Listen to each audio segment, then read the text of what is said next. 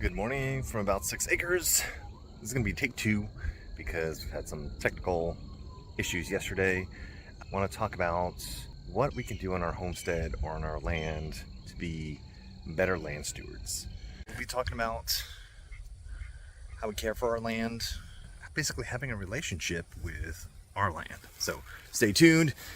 Hope it's not too long-winded, but stick with me, see some cool examples of native plants and some invasive plants we have here on the property. See you in a bit.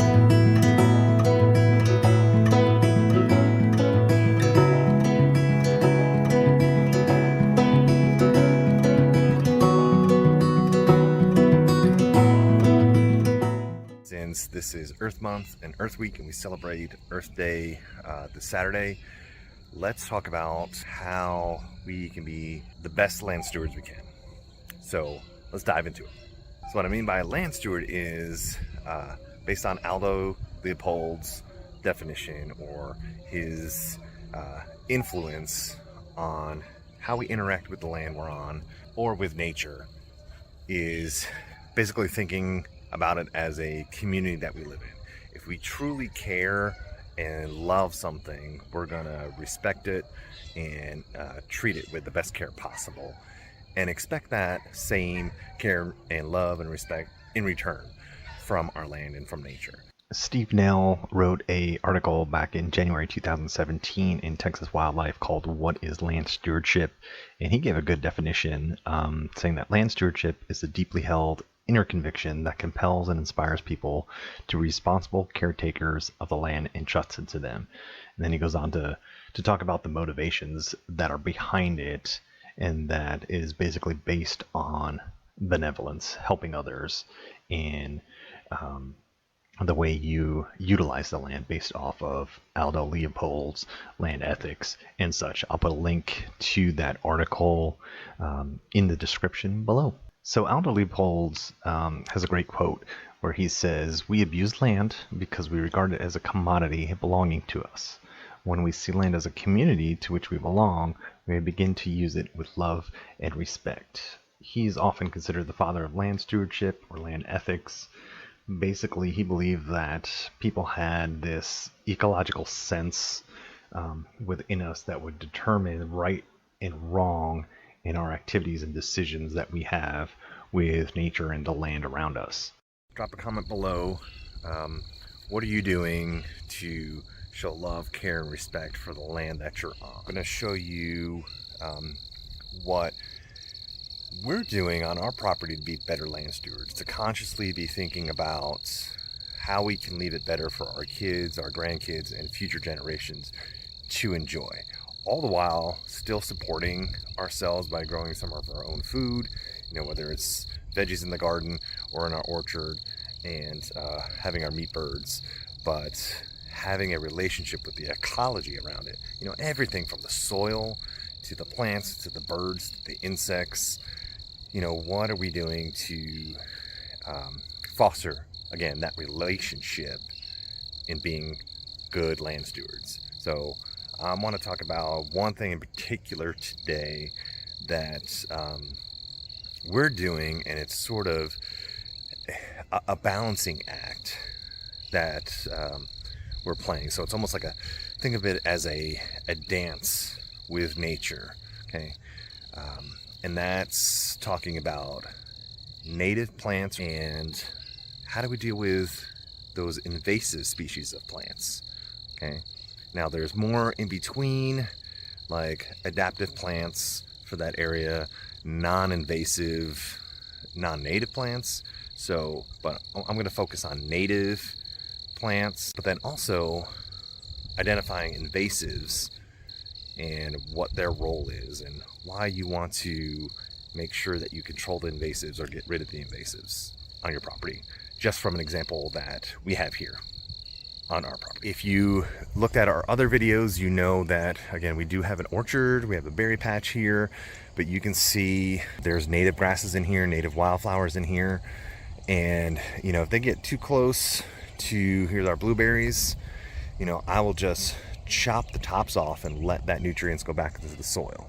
We also had planted on this ridge here, along our electric fence, down to that T-post, all the way to that sweet gum there, about 100 yards or so of wildflowers. And you can sort of see right on that edge, they're just about, I don't mow it there, so I'm letting that grow. So it's been 7 months about since we planted that.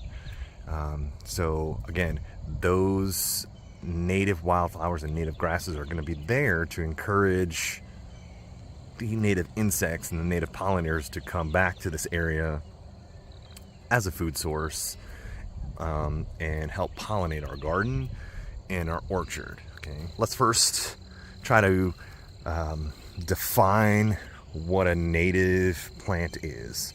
So different organizations, master naturalists, native plant societies, forestry services, all those, they all have different definitions for what native plants are, or native species are. I hold the belief that native species, native plants are what have existed here in this land before, early settlers, early colonists came over from Europe. So, native plants that the indigenous people here in North America, had in the ground. And we do have some of those plants and native grasses in our prairie remnants here, and also in the soil bank. Talk about natives as well as our oak trees, that are set to your ecoregion. So if you don't know what your ecoregion is, I highly suggest you look it up, or talk to your local master naturalist group. Here in East Texas, where I'm located, we are in the post oak savanna. So, surrounded by predominantly oak forest with the post oaks, with some prairie and grassland area next to it. So we do have some prairie remnants here with grasses, our native broom sedge, blue stems we have, and we have some of our river oaks. We have a water oak here. We have some post oaks in our forest. But I'm going to talk about balancing those native plants, encouraging them to grow, because they're always being outcompeted by the invasive plants. Some of the natives we have on our property are Texas bluebonnets, just starting to flower. We have common self-heal, which Native Americans have used to heal wounds by grinding into a poultice. We have our farkleberry tree, which produces these fragrant flowers and then berries for birds. We also have our Texas bull nettle, which is a look but don't touch. The flowers smell divine. And then our old plainsman, which is a great pollinator for butterflies and smells really, really fragrant. And by invasive plants, we can talk about those that have been introduced from either Asia or other countries or South America, that have sort of the same climate as we do, but are super aggressive and take over the resources of the native plants and steal food away. There's no native insects or really nothing that can feed off of them to control them. And in fact, there's been an executive order passed in the United States that defines what invasives are to really control them, because they've become a problem in destroying some of our native species, both animals, insects, and plants. So if you want to look that up, just look for executive order around invasives, also called alien. Sometimes they're referred to as alien species. So if you're out walking your property and you see some cool plants, start thinking about, what are those plants doing? What do they provide? Are they a food source for birds, for other wildlife, for other mammals? Or are they invasive plants? Are they taking over part of your property? Are they crowding out natives? Utilizing native plants and protecting that native plant and that relationship in the ecosystem, because those native plants attract our native pollinators, our native bees, so we don't have to rely on honeybees. Sorry, I'm knocking on the honeybees, but again, the European honeybees, those were introduced. They do provide honey, but we have native bees that do a great job of pollinating our plants, You know, the butterflies. I'm in East Texas, the butterfly migration pathway. So we want milkweeds and native plants on our land that will provide a food source for them, and also, you know, for us too. There's a benefit. You know, we get to see the beauty, we get to see the life cycle of those monarchs, and know that we're providing a healthy ecosystem for them. With our invasives, you know, we walk our property daily, and depending on the season, we find different plants growing. And this happened this weekend. So as a good land steward, we are having to come up with a plan on how we deal with this invasive plant and promote the native with it. So I'm gonna show you a quick view of what this is, and then talk about it a little bit, what our plans are. So we took a walk in the woods, and as we came out of the woods over here, my wife noticed just an awesome smell, and I couldn't notice it because I was upwind from it, but there was this awesome like jasmine type smell, and you know, kept looking and looking, and sure enough, this plant right here was giving off this awesome aroma, and it still is. I mean, it is awesome, intoxicating. But this is Japanese honeysuckle, really invasive. And so this was used as an ornamental, and its counterpart, the native, is a coral honeysuckle, and I'll show you on another piece of the property where we have that. So this invasive, it's a viner. I call it a viner. It vines. So it vines, and you know, we have some downed wax myrtle, but this invasive, you know, it vines, and it can, you know, pretty quickly vine up. It's almost, that's probably 20 feet high, but it's in the top of this tree right here. And basically what that's doing is it's out competing the lower plants for sunlight, for nutrients, and it is vining up this tree, and what it's going to do is that tensile strength is going to pull and snap that tree down. So this looks like an elm tree, so it is wrapped around it pretty good, and it's probably going to snap it. Okay, so this Japanese honeysuckle, I believe that's where the main root is, back there. And so far this is the only place on the property that we have it. Now some will say, you know, just leave it, you know, but this is a super spreader, so it's super aggressive. It's going to start pulling down trees, which we don't want. It's a beautiful smell, you know, which is okay. Butterflies love it, but it's taking away from the coral honeysuckle for those pollinators. So the pollinators are coming to this instead of the coral honeysuckle, so that's a problem. However, we have a native growing along with it, and this native is Supplejack. So it's this vine right here. It's getting little berries on it. It's often called Alabama Supplejack, part of the rattan family, but it also is a viner, and it can be troublesome too. But this is a native that will grow and vine. Parts of this tree is dead, but you know, as a good land steward, I want to balance. I want the natives to grow. I don't want these invasive plants to grow and take over, and our biodiversity to go down. So this Supplejack is growing along with it. It's all the way out here. You know, there's gonna be some nice little flowers on here, you know, and beautiful vines. What we're gonna have to do is go in and find the base of that Japanese honeysuckle, okay, and unfortunately we're gonna have to cut it down, and then either paint or spray. I would probably paint on, when we cut it down, on that basal stem and that root, some type of herbicide to kill it off. Because if you just chop that honeysuckle down, guess what? You have just promoted growth. It's going to spread and spread. So we're not going to do that. So our plan is to get in here as soon as possible, to cut that down before it seeds, apply some herbicide on that basal stem to kill it off at the roots, and let our Supplejack grow nice and tall and, you know, give it something. We have a lot of smaller elms here, so we can get rid of those smaller elms since we're primarily in a oak savanna, maybe some of those cedars as well. So we'll clean that up, take out some of the dead wood, get some sunlight down at the bottom, and that should encourage that supplejack. Our Japanese honeysuckle has jumped, so it's in there, right? So now it's out here, so we got a couple areas to cut out. All right, here is our coral honeysuckle. Again, that native honeysuckle.